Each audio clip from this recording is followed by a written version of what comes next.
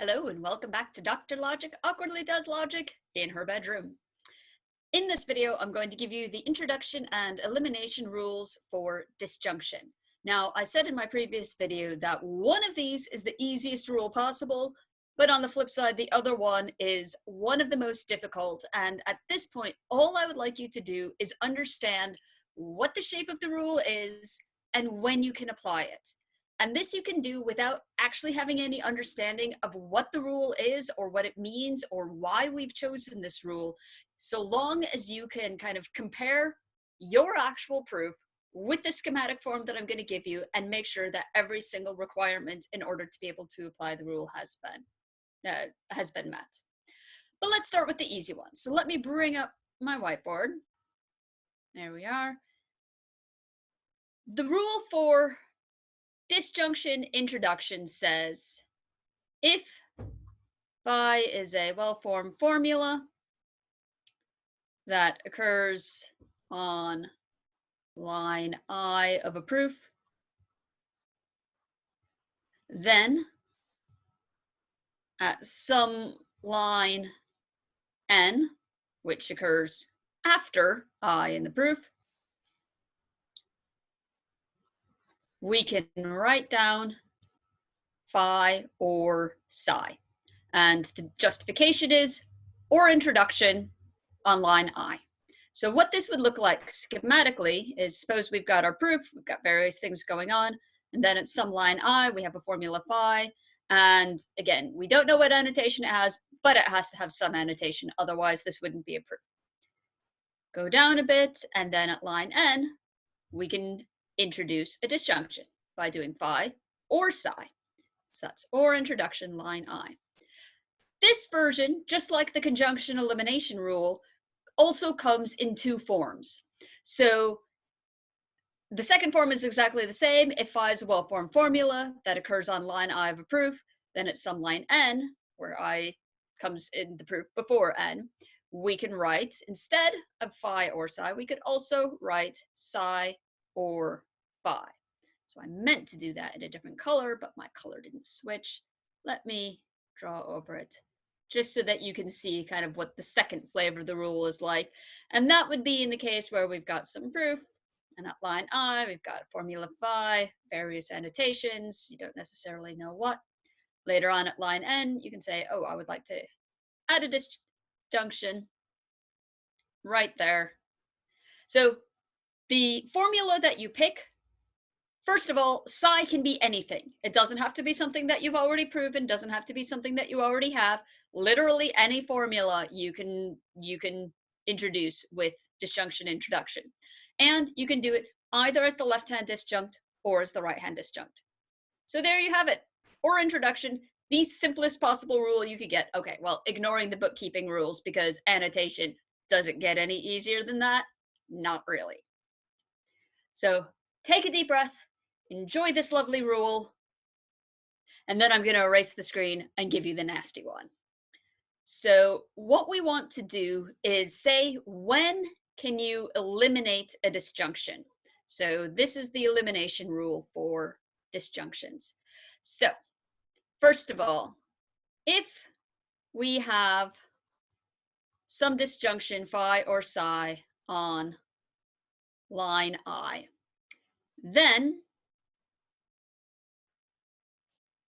if we have a subproof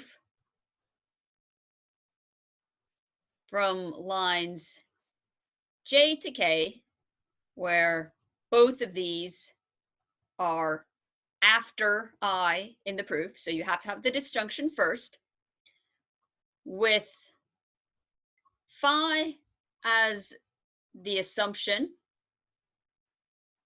at line j, leading to some well-formed formula gamma, and I'm not going to tell you what gamma is. It could be anything, but gamma has to occur on line k, and we have another subproof from line m to n, again, Both of these have to be later in the proof after I, with psi as the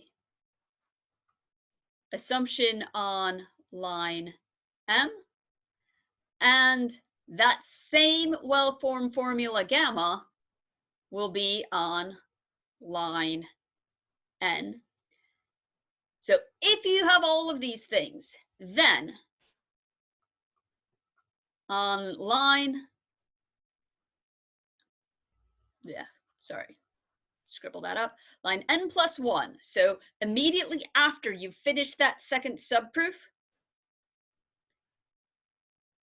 you can write gamma with a fairly complex annotation. It's going to be, first you cite the rule, which is or elimination. You cite the line the disjunction occurs on, which is line I, and then you cite the ranges of both of the subproofs. So from J to K and M to N. Let me draw you a schematic of what this looks like, because writing it out in words is often actually less illuminating than seeing what the proof shape would be. So the idea is we've got our proof, it's got various things going on, but you come to some line I and it has a disjunction on it. We don't know what our justification is, but as always, it will have one, because every single line of your proof has to have a justification or it's not a proof. I'm going to keep repeating this until you wake up in the middle of the night saying, oh, every line of a proof has to have a justification, otherwise it's not a proof. That should be the first thing that you think when you wake up, and it should be the last thing you think before you go to sleep. Anyway, once you've done this, you then introduce a new assumption. So this is our assumption at line J, which has formula phi on it. So the annotation here is assumption. And at some point on some line K, we prove gamma. Again, I can't tell you what gamma is or how you will prove it, because this will depend on your particular situation. But this is just the general shape of it. So once you've reached some formula gamma, then you can start another subproof directly below the one you just did, but separate from it, because you're making a new assumption. And this is line M, and you're assuming the other disjunct, psi, and then ... Eventually, if on line N you can prove gamma, again, don't know how, can't tell you, wait for some examples. Then what you do is you move outside both of those subproofs back to just the set of scope lines that line I depends on. So here we have line N plus 1, and from this we can conclude gamma. So this is or elimination, line I, where the disjunction is, J to K for this first subproof, M to N for the second subproof. So you need to have each one of these components in order to have a correct application of disjunction elimination. This is one of the things that people tend to slip up the most on by not citing the disjunction or not having two separate subproofs, each of which lead to the same formula. So pay really close attention to making sure that you have every single part of your proof in the right place and in the right shape before you actually try to invoke an application of disjunction elimination. At this point, I know this is complicated and not clear, and you wouldn't even know how to use the rule if I told you to go forth and use it.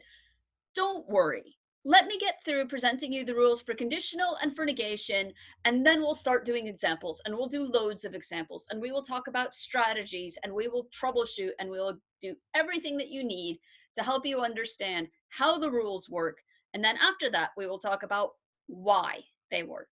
So why have we picked these rules as opposed to other rules? So we'll get to that in a little bit, but until then, if you are deeply concerned about what it is we are going to be doing, well, you haven't really been given all the pieces yet.